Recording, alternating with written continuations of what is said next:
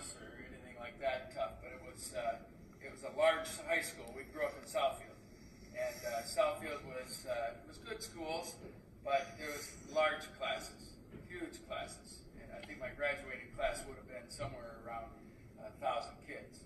So that's a lot of kids, and so you were more of a number. You go into your class, you go from class to class, and you were just a number. So I didn't really do that well. In ninth grade, though, I moved to a small town called Goodrich. It's outside of Flint. And my graduating class, I had mentioned earlier, was 1,000. The graduating class in Goodrich was 90. 90. That's a very small class. Okay? And so what that meant is that I had a lot more individual attention. In other words, I couldn't get away with anything anymore. Right? I couldn't hide. And sometimes as a kid, that's what you do. You hide. And then the teachers, they can't find you. Not literally, but you get lost in the numbers. And so my grades weren't very good until ninth grade. Then when I moved to Goodrich, it's like my dad figured this out. He assigned my English teacher, Mr. Kurth, to give me detention every day. They were good friends in Lions Club. And so every day after school, I had detention, whether I wanted it or not, whether I had misbehaved or not. And of course, I didn't. I was a perfect kid. I was even angel wings right there. But so the bottom line is I think smaller numbers made a big difference for me switching from schools. But yeah, from that point on, I was in good shape. Why did you decide to become a teacher? I think it stems right back to that time when Mr. Kurth kept me after, because what he did was he made sure I got all my homework done. So what that did is help me on my grades to even think, dream about going to college.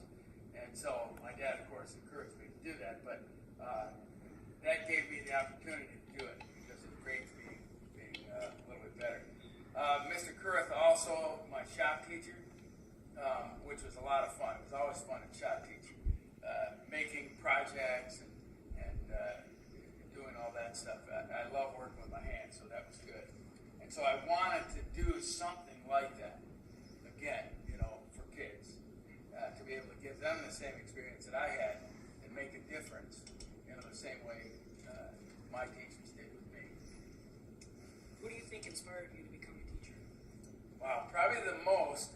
Neither of the teachers that I mentioned before, the English teacher or my shop teacher, they were both good, but the teacher that had the most impact on me was Mr. Noah, and he taught science. But we were in a farm country situation, so outside of our school, this was really cool. We got to drive tractors, we got to plant plants, just like farms would, right? So I thought that was very cool. During the school day, I got to go outside and drive a tractor. It's a lot of fun. It's very cool.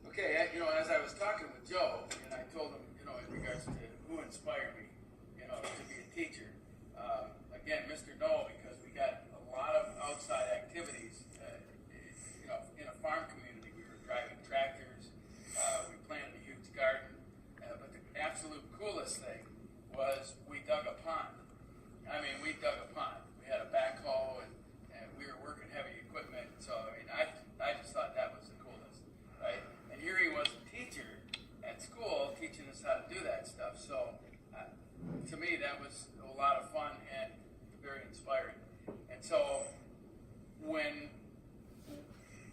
I look back on my high school, he was a huge force. You know, Mr. Noel was my science teacher because not only did he get us doing a lot of hands-on activities, but we also just had a lot of fun. So if you're going to be mentored by somebody to accomplish something, and you're having fun at the same time, you don't realize the learning takes place. And so I really enjoyed that part because it just kind of was a sneaky way to get us to learn things. Having fun.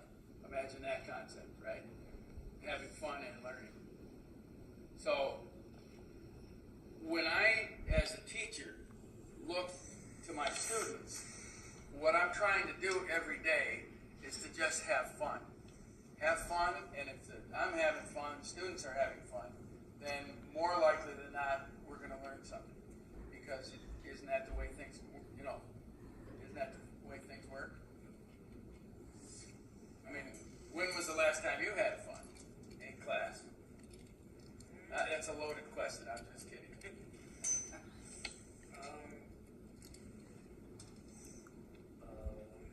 Were you ever a mentor to someone else?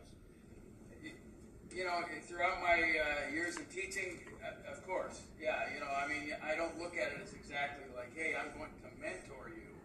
But what happens is you'll get certain students that want to do something or accomplish something, and so what happens is you will then do what you can to help them. And so the bottom line is, let's say, for instance, you want to become, an architect. All right. So, and in class we were working on a project where we were drawing house plans and that type of activity. And so from that point, I would then go get the information. Maybe I would, help you career-wise, what kind of jobs were potentially there for that, and show you what schools you could go away